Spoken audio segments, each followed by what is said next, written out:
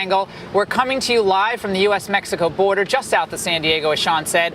The Angle is here so that you can see for yourselves what is really going on here. And during this emotionally charged crisis over children, some of whom have been separated from their illegal immigrant parents, we're going to show you how the Trump administration is actually trying to protect these children and give you a look at their real living conditions. We'll also get the inside story from active border agents putting their lives on the line and cracking down on the human smugglers who are also putting these children in grave danger. And meanwhile, Democrats give away their game, this is great, by turning down legislative fixes. Who would want to fix this, after all? Proving that they'd rather hurt the president than help the children. Plus, Newt Gingrich taps into his vast historical knowledge and reveals why the left is so quick to jump to hysterical comparisons to the Holocaust. And what about the tragedy, by the way, of separating American families? A father shares the agony of losing his own son, brutally gunned down just a few months ago here in California by an illegal. But first, protecting America, protecting the children. That's the focus of tonight's Angle.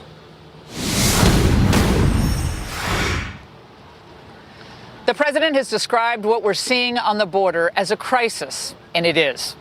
Today, he explained the legislative trick bag that he's in due to a tangle of, at times, conflicting immigration laws that are on the books. Well, let's remember there were family detention centers, but a 2016 court ruling effectively shut them down. A decision cheered by international migration activists who consider all detainment to be a human rights violation. And due to the Flores settlement, that's a court settlement, a minor cannot be held in custody for more than 20 days. So the administration is left with few choices.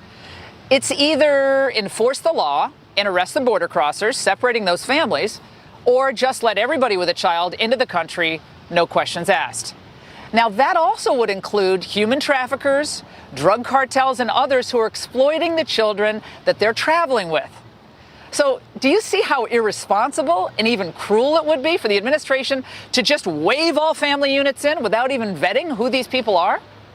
Well, predictably, liberals have attempted to focus our attention on images of children, heartbreaking for sure, separated from their parents at the border.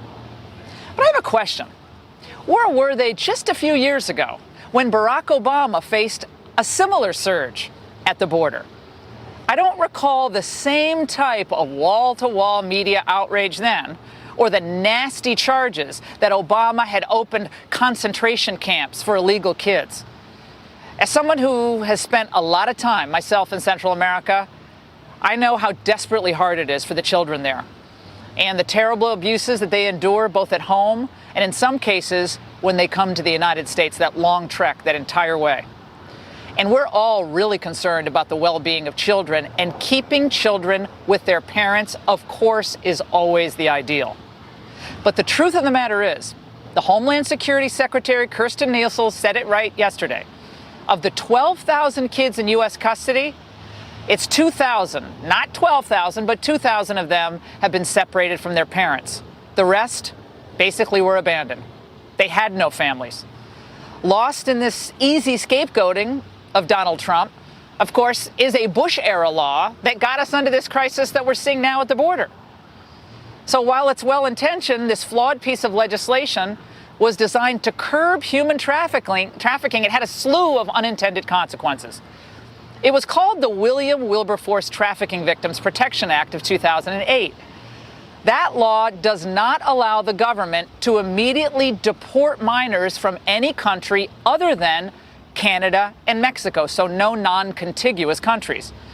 And according to the New York Times, the legislation requires that they have an immigration hearing, an advocate, and counsel.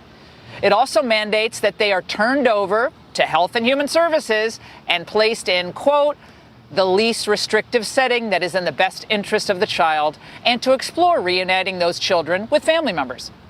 Well, that's exactly what the Trump administration is doing. These kids are placed in one of about 100 refugee resettlement centers that are the, quote, least restrictive setting for the child. Far from the cage kids canard that has been sold to us on television 24/7, This is footage that HHS has provided to a number of media outlets of a facility here in El Cajon called Casa San Diego. As you can see, they're perfectly clean classrooms, it's a medical clinic, walls that are adorned with superheroes and religious cards, and the kids, thankfully, are given hot meals every day. And there's an outside area for the 65 children who are housed there to play and recreate.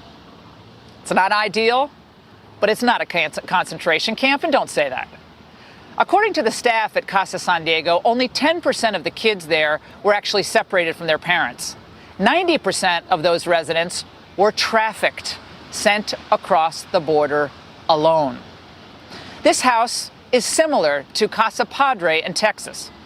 It's the largest government contracted immigrant youth center in the nation, one of the dozens funded by you, the U.S. taxpayers. Once a former Walmart, NPR witnessed boys at Casa Padre, quote, shooting baskets, kicking soccer balls, playing video games, watching a movie, sitting in classrooms where they were taught about U.S. government, and they were even learning Tai Chi, and they got a meal of chicken and vegetables. That's NPR's description. Now, do those centers look like Dachau to you, Auschwitz? As we reported last night, it costs the U.S. taxpayer about $35,000 a year to keep each of these children housed and cared for in these facilities. But do not confuse the temporary central processing center in McAllen, Texas, complete with fencing and Mylar blankets, with the HHS-run refugee centers for young people. They are not the same thing. But the media are maliciously trying to confuse the two and make people believe that children are being shuttled into cages to languish for months and months. The online virtue signalers, of course, want to keep the emotional heat on this story high, turn it up high, and smudge the hard facts surrounding it. But the funny thing is that most of those claiming to have this upper hand and compassion toward those seeking a better life, they've never actually been to Central America. And they've never actually witnessed what really helps the kids there. I'll tell you what the best option is. Not to lure them on a dangerous journey north with their families or alone, but to give them and their families assistance on the ground and support organizations, many of them faith-based, embedded among the people, that provide them with aid, self-sustainability, and real development possibilities. I've seen it firsthand. It's amazing. It's inspiring work, groups like Food for the Poor and others. And it certainly didn't come from the government. I've been with these people in remote villages in Guatemala and elsewhere, and you know what? Most of them want to stay home. And given the opportunity, they would. That said, Congress needs to change our laws so that immigrant families can remain together.